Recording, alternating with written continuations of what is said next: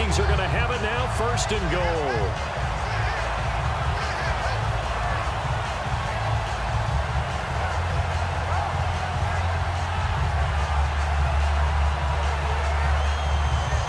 And now inside the red zone, the offense will operate.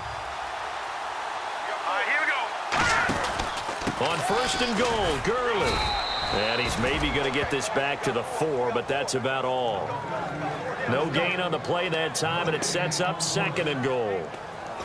Okay, no score on that play, but this guy's been a touchdown machine all year long. You know they trust him with the football.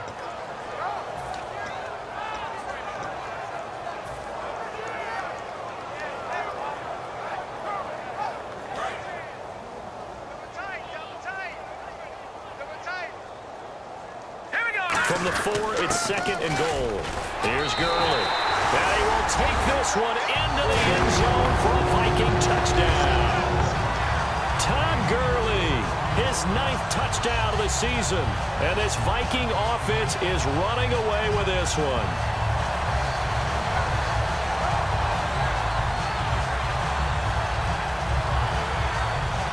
Gostkowski for the point after. And the lead grows even larger here in the 3rd quarter.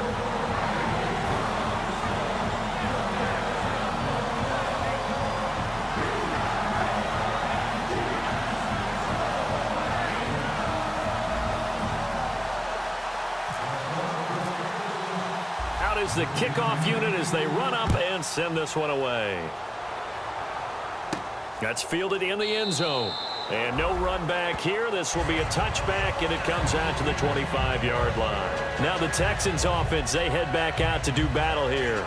And last time this unit was out here, costly turnover, and then that turned into 6 points. They've got to make amends. And how many times have we sat in meetings with coaches and they use the term complementary football? Offense take care of the defense, defense take care of the offense. That didn't happen on the last possession. This is a chance for them to pick themselves back up and help their team. Yeah, we'll see if they can recoup and recover. They'll try and get the running game going with Jamal Charles. No gain on the play. It'll be 2nd down. And that run was memorable for only one reason. There's absolutely no place to run with the football. No gaps, no creases, no gain.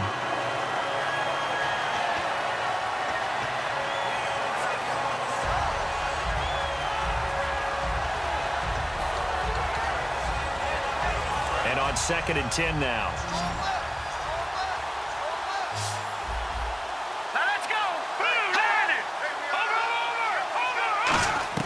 On 2nd down, here's Wentz. Well, it's caught on the right side. It's Smith.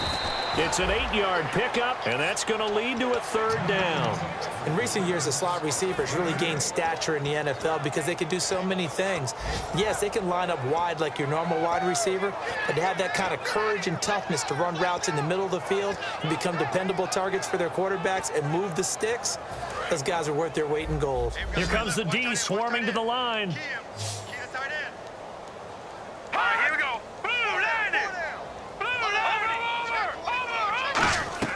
From the gun on 3rd down, Wentz. And he can't come up with a pick. Nearly his 2nd of the game. Instead, 4th down.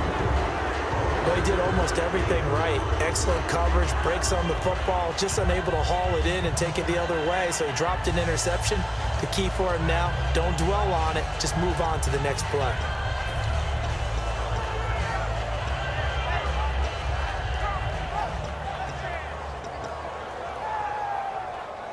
The offense is not leaving the field. They're going to stay out and go for it on 4th and 3. Hurry up, here we go. 3-19. Back 99, Philly. Here we go. Detroit. Here we go on 4th down with Wentz. And that's caught by Smith. And he will have the 1st down as he's brought down up near midfield. I don't know if I agree with that. I guess they don't care if I agree with that. But, boy, you have to be surprised by that, right? I definitely was surprised that they decided to go for it in this situation. But they must have either felt like they either had a great play call on or they're trying to show extreme confidence. Over the middle to Smith. They give him 14 yards that time and a fresh set of downs. I know many people like to throw to the tight end, maybe in a little flexed out position because he creates mismatches with his size. But slot receivers do the same thing with their quickness, their speed, and their route running savvy. Tight right. 3 down. Watch it now. Here we go. 3, 19. Wentz now on first down. Out to the right here to Wilson. It's a 4-yard pickup, and that'll bring up second down. I know exactly what's going to be said about that play from the defensive perspective. What's that? That's why I tell all you guys we need more than one tackler to the ball. He broke the first tackle.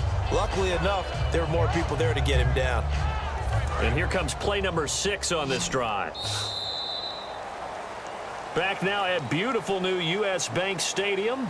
And this is a blowout so far as we get set for the fourth quarter. A very one-sided affair.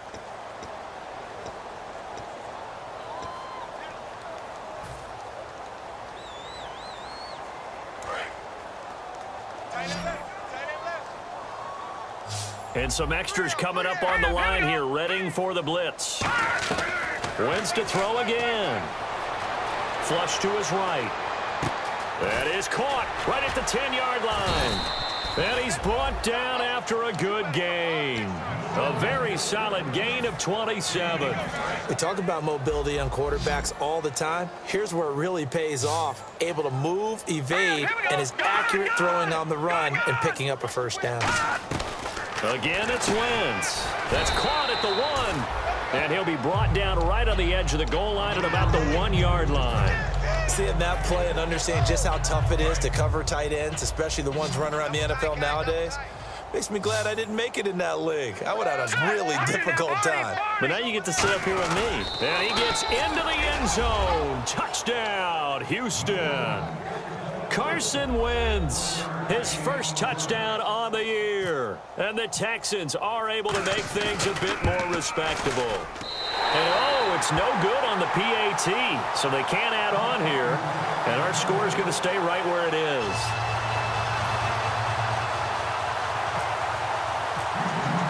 Gano now following the touchdown here to kick it away.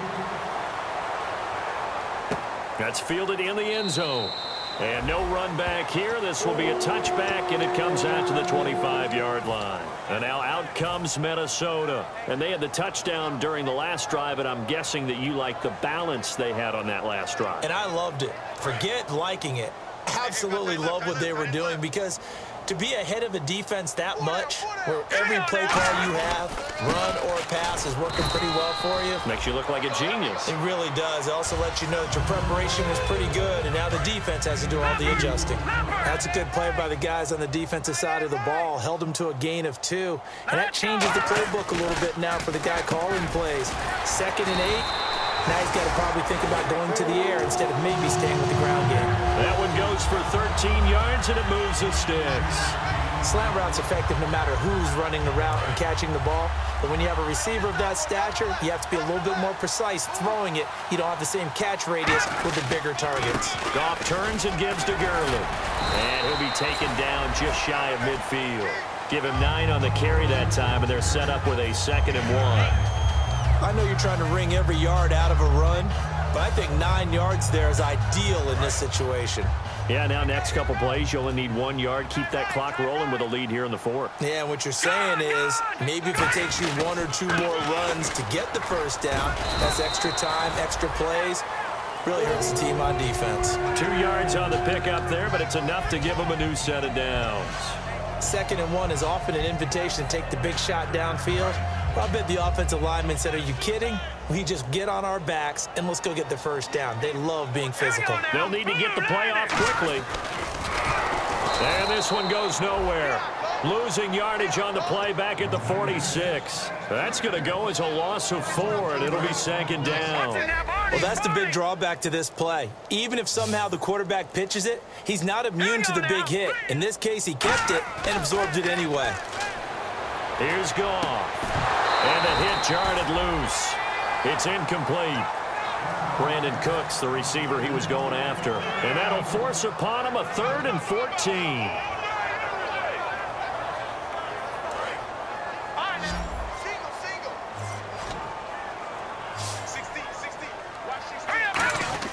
Third and long. It's gone. Oh, the ball comes out on the hit, but they'll say it's incomplete. Third down is a down. Both sides know they absolutely have to win. And the name of the game for the defense is pressure on the quarterback. But pressure on the quarterback with contact, that's how you end up winning it.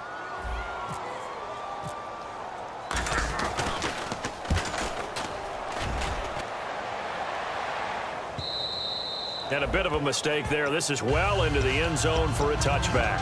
Out comes the Houston offense as they get set to take over here. And they're hoping to capture some of that magic they had last time out when they were able to put together a scoring drive. But they're still down here, Charles. Not the major concern, though, because of what you talked about. They scored the last time out. They feel good about themselves. They feel like their game plan is now in effect. They know how to attack and what plays they want to put together. But they've got to keep it moving in the right direction because, as you did note, they are down on the scoreboard. They go play action here on first down. On the left side, a catch by White. And they're going to get this one all the way out across the 45. First down and 10 now for the offensive group. Defense showing blitz.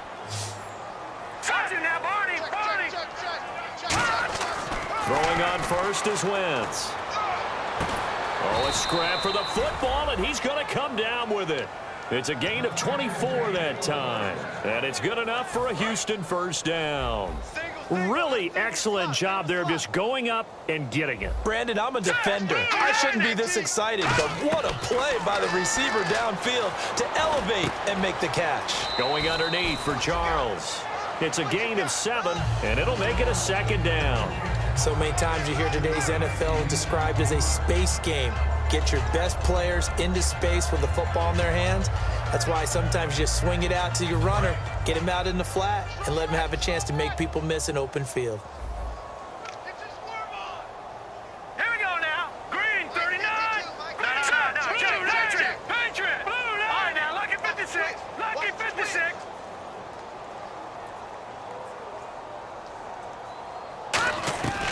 Again, they'll throw with Wentz. Over the middle to Smith. And eventually brought down, but it's near the 5 at the 6. Simple slant route, and part of a really nice hard throw by the quarterback. Nice timing between the quarterback and the receiver. They were perfectly in sync, and he put it right on him on the inside route. They run it. It's Charles. And he's going to fight his way forward here for a modest gain. It'll be a pickup of 4, and it brings up second and goal. Well, he did get a taste the previous week. He got into the end zone, trying his best to get there in this game. So far, he's been denied. Here we go. Now Wentz throwing on second down. And oh, not only did he drop it, he dropped it in the end zone. After all the preparation, all the practice, a play like that will absolutely break your heart. They had everything they wanted, just unable to complete it in the end zone. A big-time drop. Now, do you put it in your quarterback's hands again? That's the question here on third and goal. They come out with 1 back and 3 tight ends.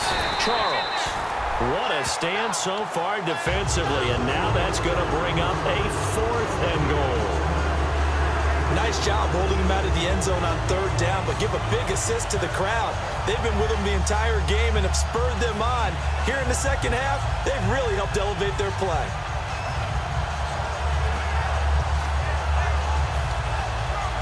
Maybe one final chance here to make this a bit more respectable as they'll go for it on 4th and goal. All right, here we go. The tree, They come out here in the eye. 56. Let's go. 3-19. Now the 4th-year man from Texas A&M, Christian Michael. The run is turned away on 4th and goal from the 2.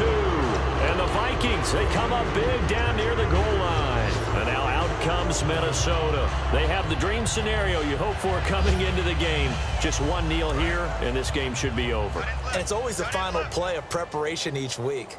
The practicing of the kneel-down formation, the victory formation. We've got a game in hand, and that's all they're going to want to do now. They'll put someone back deep just in case something goes haywire. But all in all, take the snap, kneel down, and shake hands. Yes, get out of there.